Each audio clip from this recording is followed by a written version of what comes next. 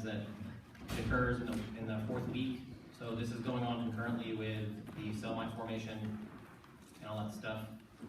And then he mentions this, and he like drives this point home a lot in lecture. He says that it occurs over 2 axes, but specifically it happens anterior-posteriorly more so than left and right. So essentially all that means is that you grow longer than you grow wide, which makes sense, because I think everyone is that way. Alright. So he mentions the facts about this stuff, you know, establish shape of embryo, close the body wall, and stuff. You can read this stuff, it's not really that. But this thing's important, it forms the umbilical region, we're going to talk about that. He said something wrong in the lecture, so hopefully I don't anyone took any stock in what he said, but we'll see when we get there. Okay, so here's a sagittal section. So this is our trilaminar disc, this area right here that I'm moving my mouse on. And this entire area right here that I'm like moving my mouse over is what's eventually going to form the embryo. Okay? And then the rest of this is just amniotic cavity. This is the yolk sac. Okay? And this thing, this red thing right here, that is your connecting stalk. That is what's going to become your umbilical cord. Okay? So this thing becomes your umbilical cord. And then this little like yellow divot that's inside of the connecting stalk, that is what's going to become your allantois. So we're going to go forward and you'll see that developing more so. But here you go, it's all labeled on this next page. Amniotic cavity, here's the oropharyngeal membrane. So this is what becomes your mouth. Here's your cloacal membrane, this becomes the anus. And yeah, so simple stuff. Okay, so here is his, like, essentially what he did was he took a knife and he cut across like this, right, up here, and you're like looking down now on the ectoderm, so the blue layer, right? And this is when, does that make sense to everybody? Okay, so this purple stuff that's around here, that's essentially where the ectoderm meets the amniotic cavity. So it's, if you were to like, it's hard to imagine, but if you imagine like right here, this is like the edge of it. So here's the edge too. So if you go deeper into the screen, there would be an edge. And if you came out of the screen, there'd be an edge, right? It's 3D. So here you are looking at it from the top. And then I have like sections of this stuff drawn out in a second that'll make more sense. But so all he's driving home point around is that this umbilical ring forms at the junction between the embryonic ectoderm and the edge of the amnion.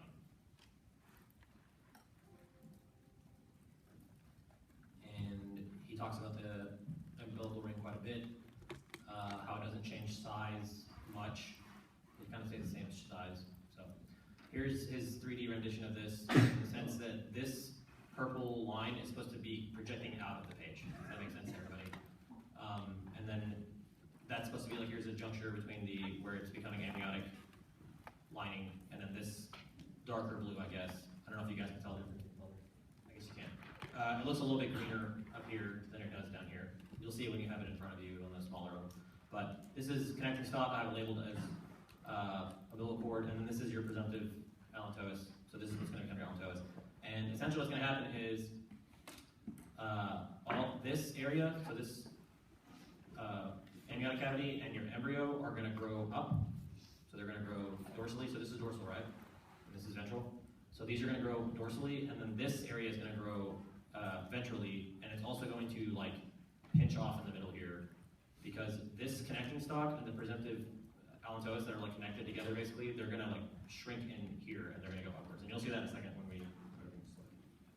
So this is explaining that embryo growth is greater anterior-posterior than any other axis. The only other axis you have anyway is left and right. You can't really see left and right this axis anyways, right? Because this is sagittal section, so this was anterior, this was posterior, this is ventral, this is dorsal, and then out of the page would be left, and then into the page would be right, okay? And here he has it, if you go back to the other, I'll go back to the other slide real quick, you can see kind of where the connecting stalk and the presumptive allantois are. You can see them, they kind of like start turning inward, like they're going to go into that area. Does that make sense? Okay. So he's talking about how you have these two foldings that are happening in the amniotic cavity, and they're bending under the actual embryo itself. Okay, so here's the colloidal membrane, this little like layer. Here's the oropharyngeal membrane, and you'll have like a bending that's going under on each side. And then again, the bending occurs in this view in the anterior posterior axis. He has it drawn again. Expandable, elevated. Okay.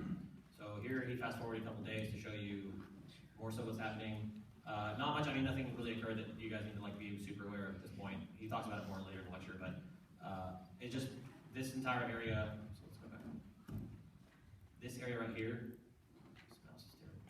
This area right here is the embryo itself, and it's basically just gonna, this like thicker blue part is gonna start protruding upward and get thicker. This is gonna get thicker as well, and it's, the whole thing is just growing basically, and it's growing up. And then this is gonna grow down. And then this area is gonna go inward to go into the actual umbilical ring itself. Okay? So there it is, that's what just happened. Here's what, this thing right here that I have my mouse on right now was right here. Does that make sense? If it doesn't make sense, you guys can stop me anytime. Okay. All right. So this shows you like the formation of this, and I have a drawing in a second that'll help hopefully explain this more when you go to the next view. But your gut tube and your yolk sac are connected, and they're connected by this thing right here, which Bill's going to tell you more about. It's called the Villen duct, and I think that's pretty much all he's going to tell you about it. But he's going to show you more about it in general. But anyway. This is the actual thing that's going to become the digestive system slash your pleural cavity slash your heart, this tube stuff. Because I don't know if you guys remember this or not, but he mentioned that the foregut itself has like a contribution to the actual like heart, like pericardial cavity, and the pleural cavity as well. Okay, and then this thing right here is supposed to be your heart tube, and then this is your presumptive pericardial cavity right here. He has this labeled more so in the next slide, so I'm just pointing it out so you guys can be aware of that. Okay, so he's still just talking about anterior posterior folding. That's pretty much all he's pointing out right now. Still more so that it causes it to expand upward and downward, same thing. He mentioned the fact that it's asymmetric in the sense that it grows more than left and right. He just keeps talking about that a lot. And so let's keep going. Okay, so he talks about how the umbilical ring encompasses everything. And I have this labeled the connecting stock and then allantois right there. They just are shrinking in more, so they're just getting kind of sucked up in there. And then this thing is pinching off and growing downward, the yolk sac. And here's the connection. The connection itself is the Villen duct, same thing. So we're going to keep going. Okay. And so here's supposed to be what is the end of embryonic folding. So this is the end of week 4. We're going to go to a different view in a second. That doesn't mean that we're continuing forward from like what's happening now. It's just he's resetting to the beginning of the week and going with a different view, okay? But I spliced some of these pictures together hopefully to make sense of that. But this just shows you what it looks like when it's done, basically. There's nothing really going on other than that. So this is just showing you where things are going to end up. Septum transversum is liver primordium. I mean, they could ask you that question, like what did your septum transversum become, or where does the liver come from, kind of thing. Yeah. So embryo's closed around the umbilical ring. Okay. More nonsense. Okay. So here's the thing. He like talks about this a lot in the lecture, and that is that the umbilical ring itself doesn't change size. So he has this box drawn around the umbilical ring in the sense that the umbilical ring stays the same like diameter the entire time, and the stuff that's actually growing is the embryo, the amniotic cavity, and like the amniotic sac itself, and the yolk sac itself. So I have it written right here. Umbilical ring doesn't change size. Embryo grows dorsally, which is upward in this picture, and then the yolk sac grows ventrally downward from umbilical ring. And he has it written right here that the box indicates umbilical ring. Okay. So, and then he talks about the results of the anterior posterior folding, and tells you that it shapes the cranial caudal axis. The organ primordia is internalized so that the liver, gut, and the heart go inside the embryo itself instead of stay out of the umbilical cord, or the umbilical ring, sorry. And then your embryo is internalized into the amniotic cavity, so it's entirely sitting inside the amniotic cavity now instead of having any sort of connection other than that one. So other than this connection right here with the yolk sac, there's nothing like of the embryo touching the yolk sac anymore, right? So it was sitting flat against it at one point. Like this entire area was sitting flat against it, but not anymore. Okay? So that's gone. Okay, here's the picture I took. So I took this picture that he had originally drawn, and this black line is supposed to represent what this section is, okay? Does that make sense to everybody? Okay. So it's essentially the same exact thing, it's just a different view of it. And instead of talking to the anterior, posterior, he's talking about left and right. So this is your right, this is your left. That makes sense? So I just cut this, and then I'm looking from here this way at what I cut, okay? And this just shows you the exact same thing. It just shows you how this folds left and right. And there's another picture of like with the umbilical ring itself, and here's the exact same thing. So he took, this was anterior, this was posterior, he cut this in half, and then he showed you the same view, just transverse, okay? I labeled all these, I don't know if they were labeled originally, but I labeled some of these things extra. But so he talks about in class that the left and right growth is ventral, not dorsal. So you don't really grow much dorsally left and right. You pretty much just grow downward like a mushroom. I don't know why he said it wasn't like a convenient thing that looks like a mushroom. He didn't really explain anything about that. He just said it's not convenient. It's a mushroom. There's a reason why, but it doesn't matter, I guess. He didn't really talk about it. So it tells you right there, folding along the left right axis. Exact same picture, it's just different arrows. So, and then same idea is that the embryo expands out of the umbilical ring. Okay, so yeah, so this area right here is going to start folding inward, and so is this one. They're all going to start folding inward to start creating a tube, right?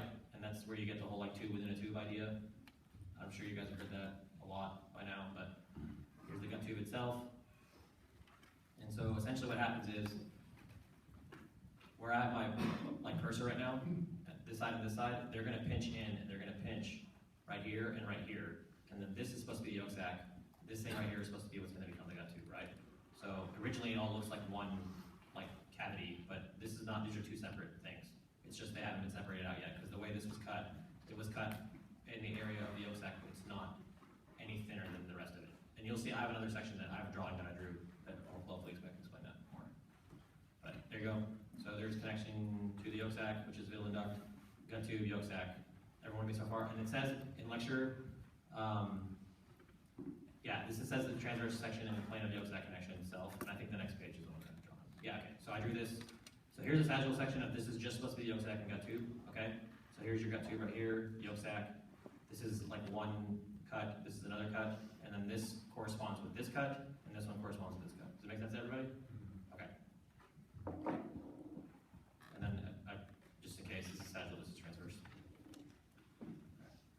So this is the same thing. I just took like the original slide he had where he went sagittally and put it next to the one where he has a transverse. So it's the exact same thing. This is day 24. It's showing you all the stuff in relation to each other. And there's the umbilical ring, and you're getting a lot of like different structures starting to form now. So here's your gut tube itself. And this picture that's drawn right here is essentially the same as what I drew. Okay? So later on he's gonna start showing you stuff like this on this. I guess it's on the right side of the screen, okay. He's gonna show you the stuff right here.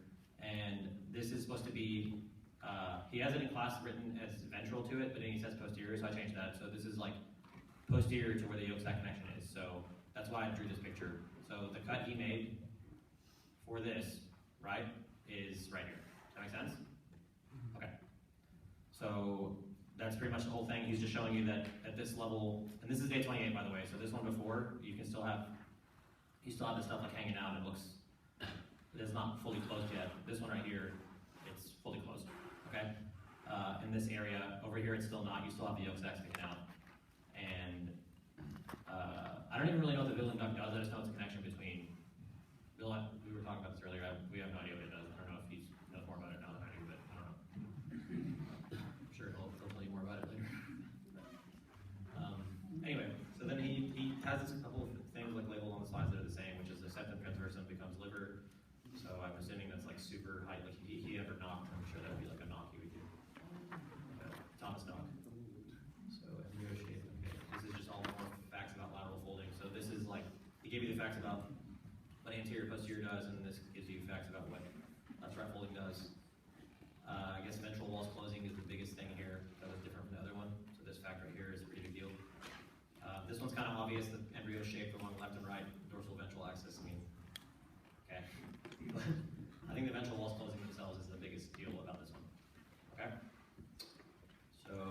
talks about this again, really hammers this point home. I'm assuming you're going to ask a question about this, but anterior posterior growth is the most, so it grows the most anterior posterior, and then left and right is next, most, and then dorsal ventral really there's not much. I mean, they grow in that direction, but they're not really growing in that direction. They're just swelling up in general. They're getting bigger, and they happen like